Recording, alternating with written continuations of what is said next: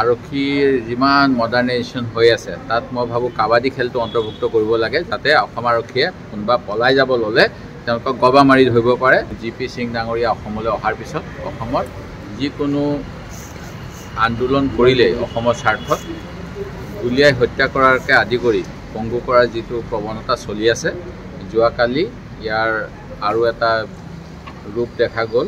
একেদিনাই কামৰূপৰ অঞ্চলত শদিয়া আৰক্ষী জিলাত আৰু শিৱসাগৰ জিলাত মুঠ 5জন যুৱকক ভৰিত গুলীওৱা হৈছে আৰু তেওঁলোকে পলাই যাব লওঁতে গুলীওৱা বুলি কোৱা হৈছে আৰু পুনৰ আৰক্ষী জিম্মালৈ আনিব পাৰে। তেওঁলোকক এনেকৈ হত্যাৰ চেষ্টা নে মুখ্যমন্ত্ৰীয়ে তেখেত মুখ্যমন্ত্ৰী হোৱাৰ পিছত জুন মাহত 2021 চনত ভৰিত গুলীয়াবলৈ যে আৰক্ষীক নিৰ্দেশ দিছিল, সেই নিৰ্দেশেই জি.পি. সিং ডাঙৰীয়াৰ নেতৃত্বত অসম আৰক্ষীয়ে পালন কৰি আহিছে। এই কথা মই নাজানো, কিন্তু এয়া একেবাৰে আইন বিৰুদ্ধ কথা।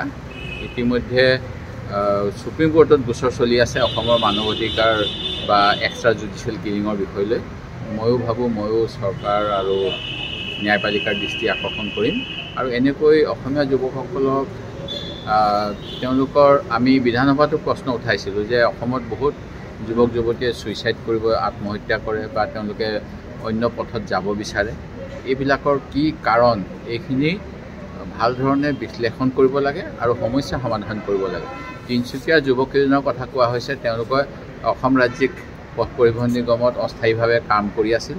চৰকাৰে তেওঁলোকক 1 লাখ নিযুক্তি বা 25 লাখ নিযুক্তি বা 2 লাখ নিযুক্তিৰ মাজত নিযুক্ত হৈ থকাৰ ক্ষেত্ৰত তেওঁলোকৰ চাকৰিখিনি নিয়মীয়াকৰণ কৰাৰ ব্যৱস্থা নকৰিলে আৰু তেওঁলোকে বোধ কৰোঁ কাৰোবাক কৈছিল আমি সংযুক্ত মুক্তি বাহিনীত গুচি যাম বুলি কোৱাৰ পিছত তেওঁলোকে জইন কৰিলে নাই সেইটো সন্দেহজনক। তেওঁলোকে কিবা দেশ বিৰোধী কাম কৰিছিলে নাই সন্দেহজনক। কিন্তু এই এটা কথা কোৱাৰ কাৰণে তেওঁলোকক বুজাই পৰাই মূল সুঁতিলে আনিবলৈ যত্ন নকৰি এনেকৈ গুলীয়াই দিয়াটো কিমান সমীচীন, এই কথাটো অসমৰ জনগণে চিন্তা কৰা উচিত আৰু বিজেপি চৰকাৰক এনেকৈ অবাধে এইবিলাক কাম কৰিবলৈ দিয়া উচিত নেকি আগন্তুক নৱবৰ্ষৰ সময়ত আমি ভাবোঁ অসমৰ ৰাইজে বিবেচনা কৰা উচিত। মুখ্যমন্ত্ৰীয়ে এনেকুৱা কথা ক'ব নালাগে। মুখ্যমন্ত্ৰীয়ে ক'ব লাগে যে বিজেপি দলে বিভিন্ন উপায়েৰে ধৰ্মৰ ৰাজনীতি কৰি বা বিভিন্ন ৰাজনীতি কৰি অসমৰ জনগণক বিভ্ৰান্ত কৰিছে। উন্নয়নৰ কথা আজি ক'বলৈ অসমৰ জনগণে চিন্তা কৰিব লগা হয়, কাৰণ শিক্ষকসকলক হিতাধিকাৰী বুলি কয়, চৰকাৰী দৰমহা পোৱাসকলক তেওঁ মন্ত্ৰীয়ে হিতাধিকাৰী বুলি কয় আৰু যি সময়ত অসমৰ উন্নয়নৰ কথা কোনোবাই ক'ব বিচাৰিলে তেওঁ কয় আমি 4 লাখ মহিলাক কিবা পইচা দিম, ইমান যুৱকক পইচা দিম। এনেকৈ ভোট কিনা ৰাজনীতি কৰি থকাৰ বাবেই আজি অসমৰ সকলো জনগণে ধৰ্মৰ দিশত বেছিকৈ চিন্তা কৰি উন্নয়নৰ কথা চিন্তা নকৰা হৈছে। এইটো দুৰ্ভাগ্যজনক। আমি ভাবোঁ আগন্তুক সময়ত সকলো ৰাইজে উন্নয়ন বিচাৰিব আৰু চৰকাৰে আমাক দি অহা ভিজন ডকুমেণ্টৰ প্ৰতিশ্ৰুতিসমূহ ৰূপায়ণ হোৱাটো বিচাৰে। মই এতিয়া যিটো কথা কৈছে মই সেইটোহে কৈছোঁ। মুখ্যমন্ত্ৰীয়ে কৈছে যে মানে ফুলৰ ৰস, সেইটোতো যিবিলাক মৌ চবেই আৰু আমাৰ অকল তেওঁ যিটো উদাহৰণ দিছে, যদি এই উদাহৰণটো মই গ্ৰহণ কৰিলোঁ হয়, যদিহে আমাৰ যোৰহাটে হওক বা ডিব্ৰুগড়ে হওক কোনো যদি প্ৰাৰ্থিত্ব নিবিচাৰিলে হয়, তেখেতে আমি প্ৰাৰ্থিত্ব নিবিচাৰিম বুলি ভাবিছিলে, অকল তেওঁ 11.5 কৈ থাকে 11.5 কৈ থাকে।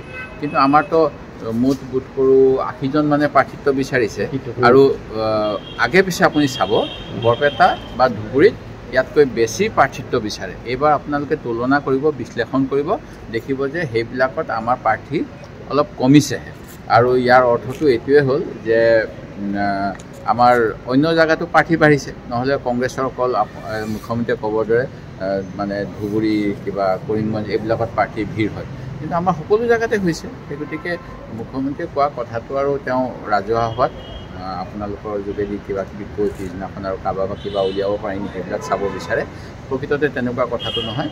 আমি ভাবোঁ যে সকলো প্ৰাৰ্থী সকলো অঞ্চলতে আমাৰ আগবঢ়াবলৈ আগ্ৰহী আৰু সেই গতিকে তেওঁ কোৱা কথাটো মই গোটেই অসমলৈকে কৈছোঁ।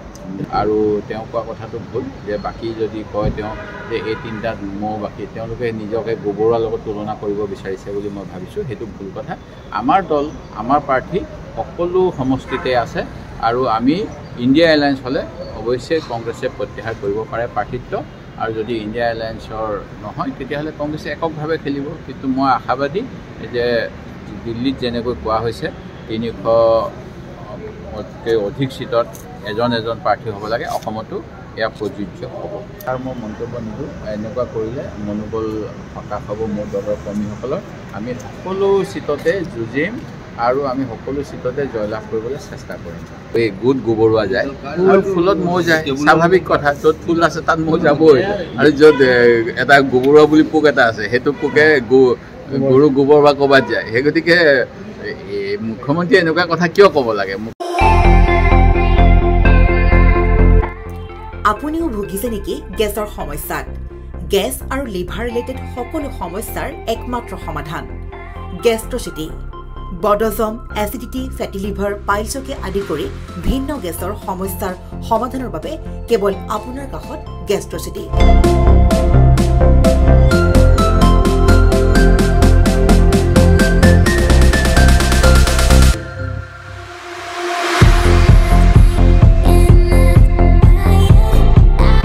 ভিজিট কৰক গেষ্ট্ৰচিটি গুৱাহাটী হাতীগাঁও চাৰিআলি যোগাযোগ নম্বৰ 7577999909